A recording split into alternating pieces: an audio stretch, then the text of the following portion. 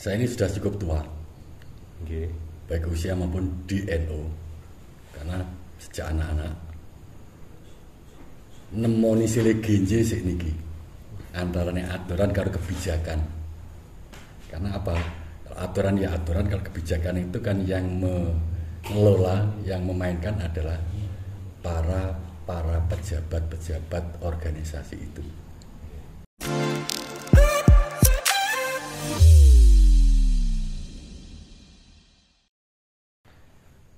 Assalamualaikum warahmatullahi wabarakatuh. Waalaikumsalam warahmatullahi wabarakatuh. Senajan mung ketoke wira-wiri rono rene, sing penting panggah tetep karo Om Blok Hasanah.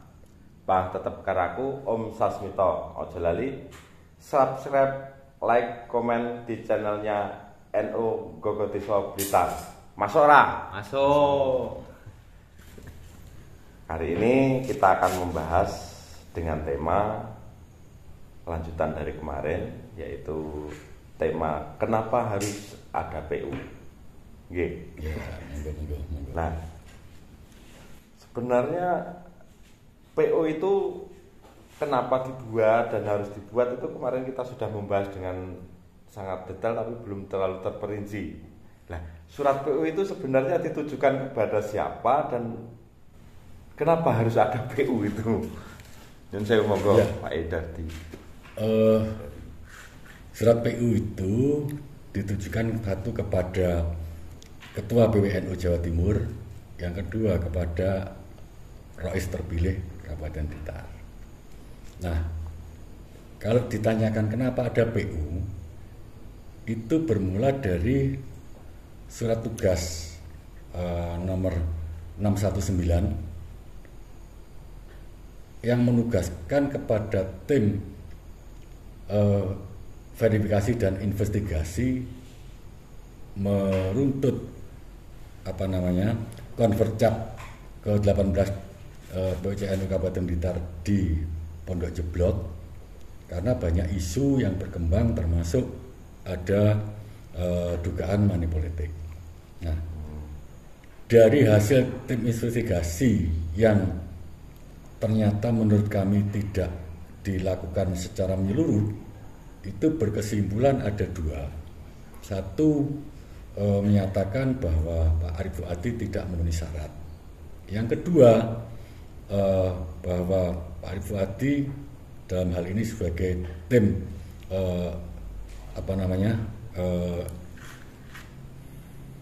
formatur tidak menyerahkan hasil pembahasan formatur dan susunannya beserta pelengkapannya ke PP. Nah, atas dasar itu lalu dalam surat yang bernomor 1677 tahun 2023 tanggal 22 Maret 23 dinyatakan batal. Lalu dibatalkan ya. Lalu diperintahkan untuk melakukan pemilihan ulang. Itu kira-kira seperti itu. Secara otomatis itu ketika dibatalkan itu ada diskualifikasi menyeluruh itu. Nah, yang tertulis di dalam formatur itu semua dibatalkan, didiskualifikasi semua. Sebenarnya di surat itu 1677 itu PB memerintahkan kepada Rais terpilih untuk melakukan diskualifikasi ke atas terpilihnya Pak Arif Fuadi sebagai Ketua Tanfidiyah. Namun sampai hari ini hal itu tidak dilakukan oleh beliau Rais. Nah, memang secara kewenangan Rais punya hak diskualifikasi atau hak veto, ya lebih tepatnya hak veto. Itu hanya satu tempat, hanya satu posisi ketika saat pencalonan untuk pemilihan Ketua Tanfidiyah di dalam konferensi. Apakah menerima apa tidak kalau misalnya si A atau si B ini dicalonkan sebagai calon Ketua Tanfidiyah dan kemudian nanti terpilih. Lah, makanya dalam instruksi itu ketika Rais tidak melakukan diskualifikasi, memang secara aturan juga tidak ada ketentuan untuk itu, artinya tidak ada kewenangan untuk mendiskualifikasi. Itu juga ada benarnya, tetapi kalau mengacu kepada perintah PB, terlepas ada kewenangannya atau tidak, ya seharusnya beliau melakukan. Jadi terpaksa dipaksa untuk melakukan. Kalau dianggap benar ya meneng aja ya benar, melakukan ya benar, atau kalau dianggap salah, meneng ya salah, melakukan ya salah. Kalau dibalik begitu. Jadi terikat dengan apa itu? Terikat dengan PB gitu. Tentu PB ini mendelegasikan seperti itu juga saya belum lihat dasarnya apa. Sebab di dalam ART maupun Perkum yang kemudian melakukan diskualifikasi oleh Rois itu kita cari belum ada. Nah, mestinya kalaupun ada melekat, itu mestinya pembatalan sekaligus penegasan dengan diskualifikasi oleh PB sendiri. Kenapa harus dilemparkan kepada Rois? Kepada Rois. Mestinya kalaupun ada kewenangan itu mestinya di sana. Karena apa? Maksudnya logika itu PB tidak langsung PB saja yang mendiskualifikasi. Logika PB membatalkan bisa, diskualifikasi kan bisa. Kalau mengacu kepada poin yang pertama surat itu kan poin pertama kan membatalkan. Nah, kalau membatalkan aja bisa, mendiskualifikasi bisa, kan mesti gitu. Ngapunten tanglet. Kalau kan dibatalkan oleh PB diduga sing money politik kah, sing nopo kah, dan itu enten buktine tidak terbukti. Makanya yang tercantum di dalam surat itu hanya ada dua itu tadi. Satu, Pak Arief tidak memenuhi syarat karena saat itu tidak bisa menunjukkan fisik bahwa beliau pernah menjadi wakil Katib di PCNO. Yang kedua, sampai saat surat itu dibuat, Temformatur atas nama Pak Arief tidak pernah mengirim berkas pengajuan ke PB. Padahal seperti yang sudah kita sampaikan, bukti pengiriman dan saksi-saksi banyak sudah dikirim. Sehingga ini alibi ya namanya, alibi tetapi yang kebetulan tidak tepat sesuai dengan bukti kita gitu, tidak tepat gitu. Bukti yang ada di sini tidak tepat. Alasan yang tidak jelas. Yang tidak jelas. Alasan jelas tapi nggak pas. Tidak seperti itu, buktinya tidak seperti itu gitu. Apa mungkin ini kene sing bermain di situ makanya kan begini. Kita sering sampaikan ya bahwa orang NU itu memang diajari untuk selalu husnudzon ya. Tapi juga jangan tanpa reserve. Artinya husnudzon itu juga by check and recheck ya. Mencari pembanding tabayun ke yang sisi yang lain. Barangkali informasi yang masuk ke PB ini hanya dari salah satu pihak yang mungkin kurang pas, mungkin kurang benar, mungkin kurang tepat. Sehingga ketika husnudzon ini tanpa reserve, ya nyesewu kulino kita ini siapa yang masuk duluan kan yang dianggap ya, yang diguguran itu. Dan yang lain dianggap ini itu gak bener. Pengen ngertos niki Kang Pak Mariono niki pripun niki dengan adanya PU ini tentunya warga-warga Nahdliyin atau dalam struktural MWC se-Kabupaten Blitar atau ranting-ranting itu ada yang menerima atau ada yang tidak menerima. Terus panyuluhane panjenengan pripun? Nyuluh-nyuluh teng masyarakat niku tentunya yang berorganisasi secara administrasi ke NU. Oke, kalau kaitan dengan kita berbicara proses dulu ya, proses berita bahasanya surat yang dari PB itu diterima oleh Rois terpilih dikirim ke MBC waktu itu nggih. Bahasa yang muncul pada waktu itu bahasanya pokoknya manut PB. Kelemahan orang-orang kita seperti itu. Tanpa mengkritisi apa sebetulnya surat itu apa. Tanpa isinya surat itu langsung dikaji isinya apa. Pada waktu itu rumor terus berkembang terus. Kami juga yang di MBC itu juga gitu kita dari Pak Ketua nyampaikan pokoknya manut PBNO. Tapi tidak pernah kita itu mengkritisi suratnya itu kayak apa isinya kayak apa. Itu tidak dikaji betul waktu itu. Tapi bukan memang seharusnya manut ke PB.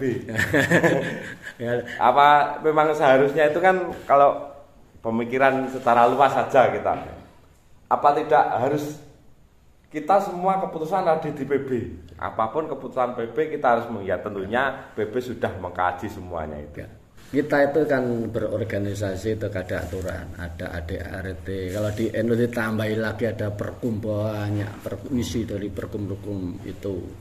Kelemahan kita warga Nahdliyin itu jarang membaca itu. Okay. ADART sendiri saya nggak hafal, nggak ngerti. Apalagi ada perkum yang banyak itu, isinya banyak itu, jarang yang baca. Pokoknya sudah ada surat, ada tangannya ini, ya dipercaya. Tidak dikritisi sama sekali. ADART Ansor ngerti rasa mana? Minimal ADART mbuh Ansor. Minimal poin-poinnya. Ya minimal kan kudu ngerti. Jadi ADART ibaratnya sepur kan relay. Kendaraan orang yang gane relay mesti lewar ora karo-karuan. Akhirnya kemarin munculnya adalah seperti itu. Sehingga nggih mau Pak Dadi sing nawang gedanggalan sing ngene-ngene bae enggak terbukti. Nah didelok kono kan ya wis cacat. Berarti kan ora manut karo rel. Nggih goblok-goblokane wis biyen konvercam wis berjalan lancar. Mestine kan lek enek kejanggalan surat kah kan ya wis digugat kat zamane. Konvercam nggih ngoten nggih. Iya, betul. Ujuk-ujuk enek surat PU ini nggih goblok-goblokan wong isore wis ndak masuk. Terus pripun? Bahasane tadi gitu nggih. Pak Mariano. Itu kan tadi gitu. Orang-orang kita itu sebetulnya saminal karena itu baik. Nggih, baik. Bahasanya kalau para mbah yai itu adalah taklid, itu baik, tapi jangan taklid buta. Kalau taklid buta ini ya enggak baik. Nah, pokoknya dari katanya pengurus di atasnya pasti bener. Padahal di organisasi kan ada aturan. Kalau kita hanya nganut atas tapi juga nggak baca aturan, kita nggak tahu kewenangan yang kita tunjuk orang di atas itu kita tunjuk menjadi wakil kita yang di atas. Jika dia itu keluar dari rel, kalau kita nggak punya pegangan hukumnya di organisasi kan tidak tahu itu menyimpang atau tidak. Masuk. Itu kelemahan orang-orang kita seperti itu. Inilah, ini perlu emang harus ada ini kaitan. Jadi sing dinut kan aturane ora wonge.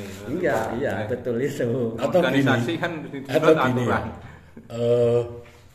Aturan itu dibuat untuk siapa? Hanya untuk yang bawah, yang kecil-kecil, sementara yang atas bisa sakar PDW. Apa ya buat semua? Itu kan tentunya dari PB pun memiliki aturan. Ya. Terus turunan sampai ke PW itu juga punya ADART masing-masing. Itu kan bukan langsung semua harus di dalam ADART semua itu loh. Apa ada yang menyatakan harus ikut ke PB atau enggak? Jadi hierarki aturan itu kalau di negara namanya kan ada hierarkinya ya. Di NU juga ada. Di negara misalnya Pancasila, Undang-Undang Dasar 45, Undang-Undang dan sebagainya. Kalau di NU ada mabda siasi, ya, kemudian ada ADART, kemudian ADART, ada perkum, ada peraturan, ada peraturan wilayah, ada peraturan cabang dan seterusnya. Jadi ada hierarkinya. Lah hierarki ini tentu yang paling utama dan tidak boleh bertentangan itu adalah yang di bawah tidak boleh bertentangan dengan yang lebih atas. Nah, itu kalau semua yang aturan namanya mulai mabda siasi, kemudian ADART, semua aturan di bawahnya tidak boleh bertentangan dengan itu. Karena ini hanya penjabaran, bukan kontradiktif. Sehingga makanya saya katakan aturan itu buat siapa? Kan tentu buat semua, bukan hanya wong cilik, wong ngesor kudu manut aturan atau yang atas semuanya sendiri. Manut aturan. Semuanya harus ikut aturan karena aturan itu ada hierarkinya. Ini ada pertanyaan. Kok apa bisa pernyataan ini apa bisa diterima lah pernyataan manut kiai sementara yang di dalam organisasi itu ada ketua, ada majelis, ada apa itu aturan-aturan dalam organisasi itu disamakan dengan pernyataan harus manut kiai. Oh, itu begini. Yang notabene di dalam NU kan Nahdlatul Ulama. Betul. NU itu kan republik ya. NU itu republik. Maksudnya republik. Republik itu adalah di dalamnya ada kiai, ada gus, ada santri, ada orang macam-macam yang memposisi dan memporsikan semuanya sama. Katakanlah ibarat kita ini warga negara Indonesia, kita sama di hadapan hukum, kita sama di hadapan aturan organisasi. Jadi kalaupun seorang ulama, seorang masyayikh, seorang kiai buat pernyataan yang tidak berdasarkan aturan itu ya salah, karena ini republik ya. Bukan sing salah mau ngapunten, sing salah kiyaine napa santrine sing mboten manut. Kiai maksudnya semuanya siapapun yang tidak manut pada hierarki aturan ini salah. Jadi tidak pandang itu kiai atau santri atau siapa. Ngeten lek menurut penilaian kula ya. Berarti ketika ulama atau kiai pun berorganisasi harus ikut dengan aturan itu. Organisasi betul. Kalau tambahkan itu di NU itu kan ada dua hal. Ada wilayah taat dan wilayah demokrasi. Nah inilah. Nah, ya. Jadi kalau wilayah taat wajib melaksanakan. Kalau wilayah demokrasi itu kan bebas, semua boleh berpendapat. Kemarin udah episode yang kemarin kita udah muncul itu, ya. Maka kalau kaitan dengan pilihan itu kan wilayah demokrasi, gitu, wilayah demokrasi, bukan wilayah taat. Jadi pada waktu wilayah demokrasi ini semua kan boleh berpendapat, bukan hanya pokoknya manut PP, karena wilayah demokrasi bukan wilayah taat. Wilayah taat ini contohnya aja kalau secara organisasi ini surat edaran mulai awal puasa. Itu kan surat edaran dari PB kalau diikuti oleh organisatoris di bawahnya. Taat, harus taat. Tapi kalau ini kaitan dengan pemilihan itu kan wilayah demokrasi.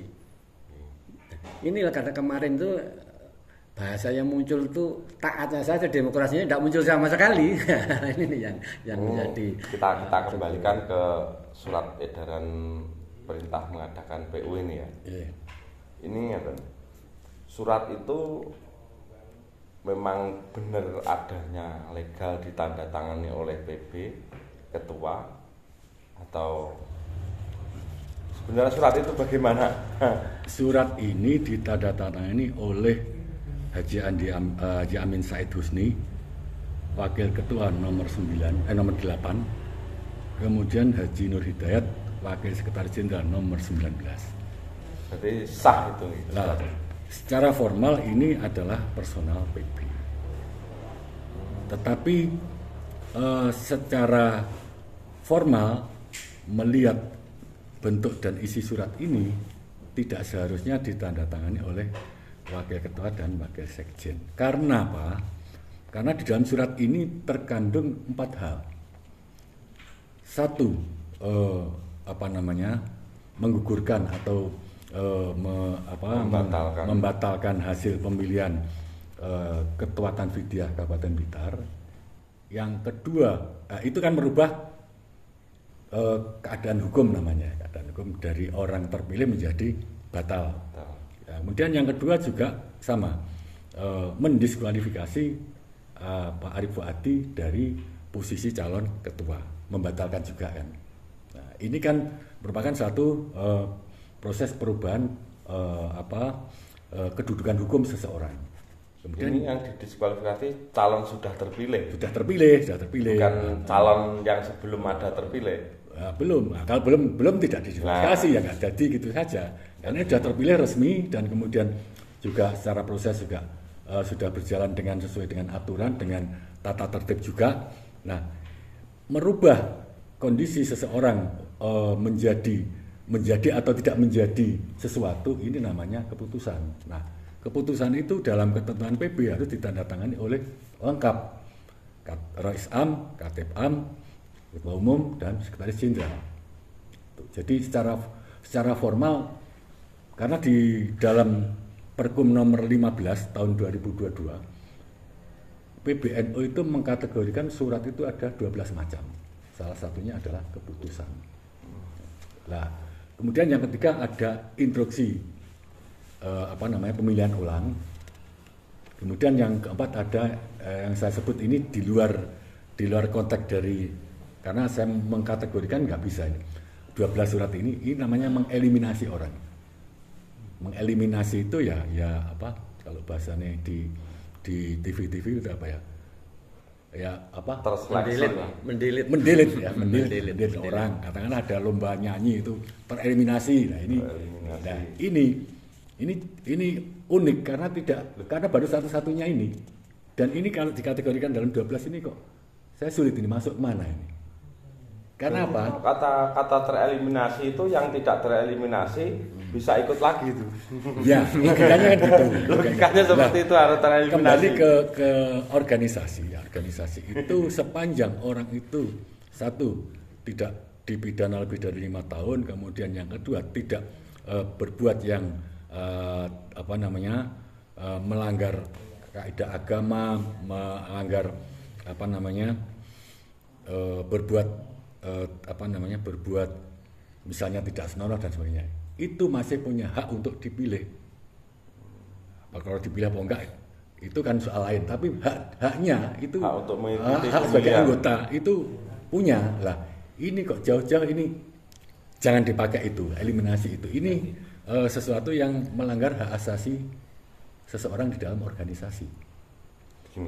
Yang jadi pertanyaan, turunan daripada surat dari PB itu kepada Rois yang terpilih, itu apa ada surat yang ditujukan kepada Pak Arif atau Pak Arif menerima atau tidak? Itu ada nggak surat-surat yang seperti ngoten niku? Tidak ada. Jadi surat itu hanya tunggal, surat 1677 ini yang intinya yang isinya 4 tadi, gaduh-gaduh tadi. Nah, kemudian yang substansi